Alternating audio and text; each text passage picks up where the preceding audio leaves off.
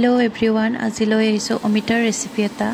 অমিতা প্ৰায়ভাগ মানুহৰ ঘৰত থাকে আৰু প্ৰায় সংখ্যক মানুহে অমিতা খায় আৰু বহুতেই ভাল পায়, বহুতেই বেয়া পায় খাব। সকলোৰে ৰন্ধন প্ৰণালীবোৰো বেলেগ বেলেগ হয়। তেনেহ'লে আহকচোন আজি মই কেনেদৰে বনালোঁ তাকে অলপমান দেখুৱাওঁ। এয়া মই প্ৰথমতে অমিতাটো বাকলিবোৰ গুচাই লৈছোঁ। অমিতা বাকলিৰ সৈতেও খাব পাৰে খাৰ দি, তেনেকৈ খালেও ভাল লাগে। সেইটো ৰেচিপি বাৰু বেলেগ হয়, মই কেতিয়াবা সেই ৰেচিপিটোও দি দিম।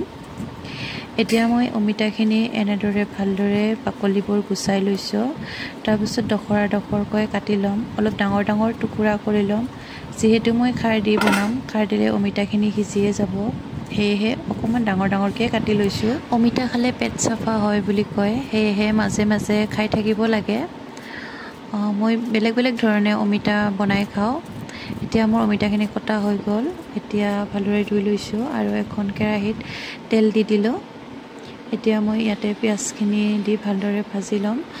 তেল নিদিয়াকৈও বনাই খাব পাৰে, খাৰ দিলে তেল দিয়াৰ দৰকাৰ নাথাকে। তথাপি মই তেল দিছোঁ আজি। এয়া মোৰ পিঁয়াজখিনি ভজা হৈ গ'ল। এতিয়া অমিতাখিনি দি দিলোঁ, এইখিনি ভালদৰে ভাজি ল'ম। এতিয়া এইখিনি ভালদৰে ভাজি ল'ব লাগিব। ইয়াৰ পানীটো শুকোৱালৈকে 5 মিনিটমান সময় ঢাকন লগাই দিম।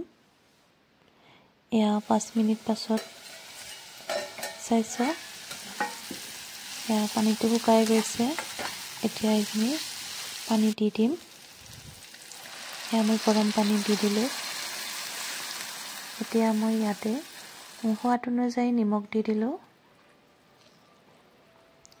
এতিয়া ইয়াত মই কলখাৰ দি দিম।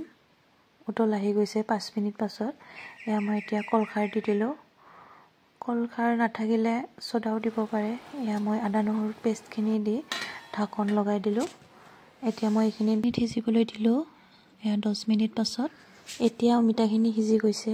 ইয়াতে এতিয়া মই ভাজি থোৱা মাছ কেইপিচমান আছিলে, সেয়া দি দিলোঁ। তাৰপিছত 10 মিনিট আকৌ সিজিবলৈ দিম। 10 মিনিট পাছত মোৰ আঞ্জা হৈয়ে যাব। এয়া মোৰ আঞ্জা প্ৰায় হৈয়ে গৈছে। এতিয়া মই ইয়াতে অকণমান ধনিয়া পাত দি দিম। তাৰপিছত অমিতা মাছ খাৰৰ আঞ্জা ৰেডি হৈ যাব। এয়া চাওক কিমান ধুনীয়া হৈছে। এয়া মোৰ অমিতা মাছ খাৰৰ আঞ্জা ৰেডি হৈ গ'ল। খাবলৈও খুবেই টেষ্টি হৈছিলে। যিসকলে এনেদৰে খোৱা নাই এবাৰ বনাই খাই চাব পাৰে। আজিলৈ ইমানেই আছিলে। ৰেচিপিটো চাই ভাল পালে লাইক, কমেণ্ট আৰু শ্বেয়াৰ কৰি দিব।